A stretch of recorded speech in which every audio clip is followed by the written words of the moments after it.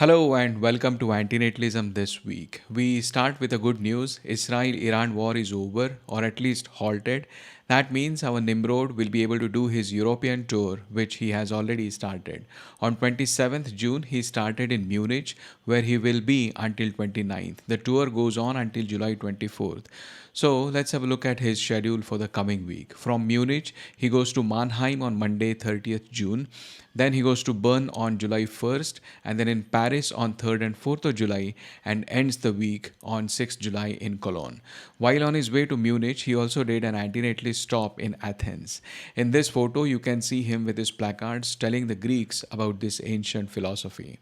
Nimrod was living under active bomb threats only a few days ago. As soon as the war was halted, he gets out on this tour. We wish all the strength to him. Going from Europe to Japan, Antinatalism Japan did their 19th outreach event in Tokyo on 22nd June. On your screen, you can see the placards they used, some in English, others in Japanese.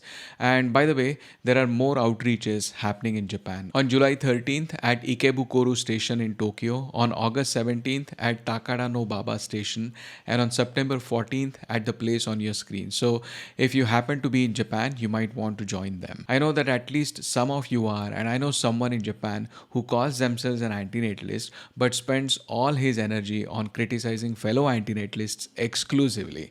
So here's your chance to do something constructive. A magazine called Maslow published an article, The Ethics of Existence, Why Some See Procreation as a Problem, and it has a lot of content from Lawrence Anton.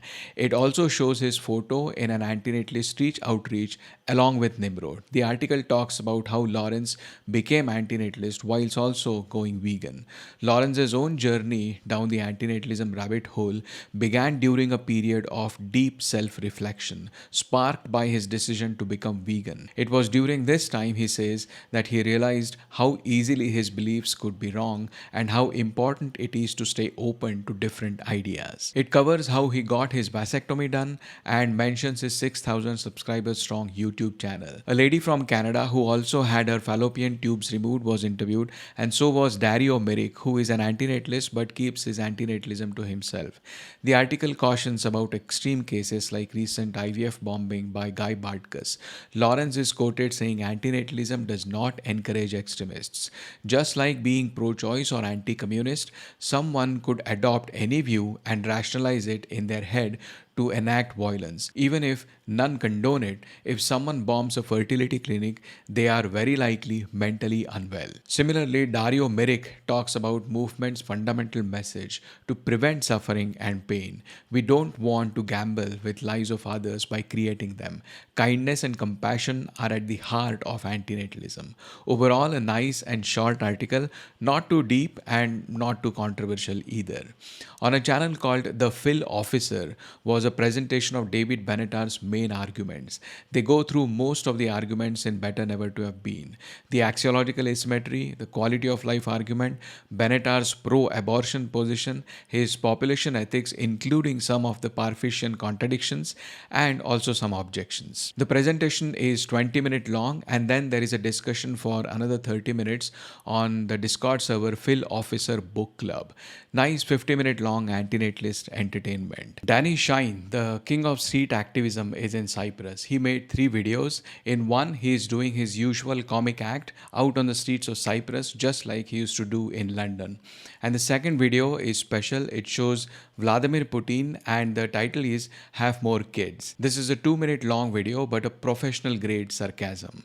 Whether you are an antinatalist or not, you will enjoy this video. And the third video was a rap song, Clocking Out. Last week, we talked about Catherine D's interview on the Unspeakable podcast and how it was not accessible unless you are a paid subscriber. Well, it is still not accessible, but a free preview is out which features Meghan Daum, the host, and Catherine talking about antinatalism. Meghan, the host lady, also describes herself as an antinatalist. I'm sure there are more interesting things in the paid version. The delusion behind upgrading humanity or ending it is a recent article by Michael Hauskeller Michael is head of the Department of Philosophy at the University of Liverpool. He's the author of several books, including The Meaning of Life and Death and Mythologies of Transhumanism. The article is behind paywall, so I have not been able to read the whole of it, but there is some part which is available for free. Going by that free part, Michael compares transhumanists to antinatalists. Transhumanists want to utilize technology to eliminate suffering, or at least serious suffering. Antinatalists want to stop creating beings who suffer to start with. So they want different things, but both of them have one thing in common: the badness of suffering. Both are based on delusion, argues Michael Hauskeller. Suffering and setbacks are parts of life of which we want a healthy dose, not the complete elimination. Both ideologies have reached such pessimistic conclusion about human nature, not because they are hard-headed realists, Hauskeller argues, but because they don't understand it. When he says we want a healthy dose of suffering, I think he is confusing instrumental positive value of suffering with its negative intrinsic value. So for example, if I get a cut on my skin and the wound starts bleeding, I feel pain. It is that pain that makes me alert of the wound and drives me to do something about it. If I had not felt any pain, I might bleed to death, so that pain has a utility.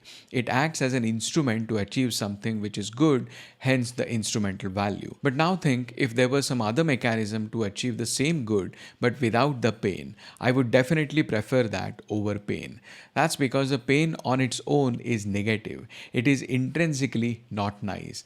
That's why we have such a large industry of painkillers. Coming back to Michael's claim that we want a healthy dose of suffering. Yes, we want that because we already exist and we have some interests, and to satisfy those interests, we want that suffering. But for someone who does not yet exist, they don't have any wants or any interests. Another confusion Michael does is about life worth living when he says they both, meaning transhumanists and antinatalists, share the same basic conviction that life as it is now is not good enough to be truly worth living. We need to separate out lives worth continuing from lives worth starting. Antinatalism does not take any position on whether a life that already exists is worth continuing or not. That is up to those individuals whose life it is. Antinatalism is only claiming that no lives are worth starting. Before starting them, the potential life has nothing to be deprived of. No wants, no interests, so there is no instrumental value of suffering for them. Anyway, I may be wrong about criticizing Michael here because I could not access the whole of this article. A few days ago, Amanda Sukenick and Travis Timmerman debated about pro versus antinatalism.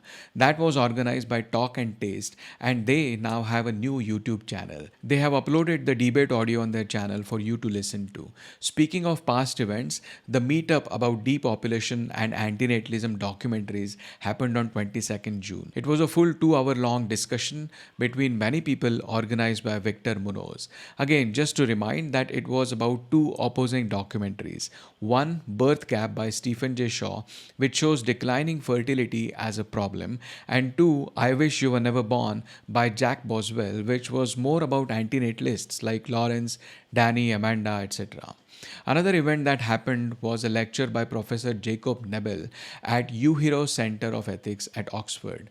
It was part of Parfit lecture series, and the lecture was on procreational asymmetry. The recording is not available yet, but by going this picture of the quote from Parfit they chose to show, Nebel might have made a case against antinatalism. We'll know for certain when the recording is up. There was a video about antinatalism on a channel called Mr.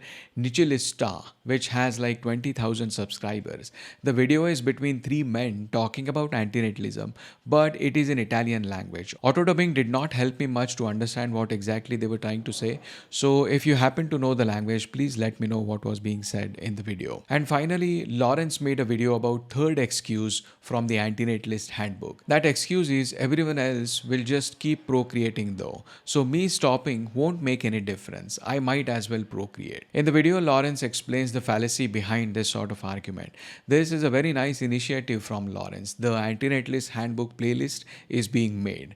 And those were the stories for this week. Thanks for watching.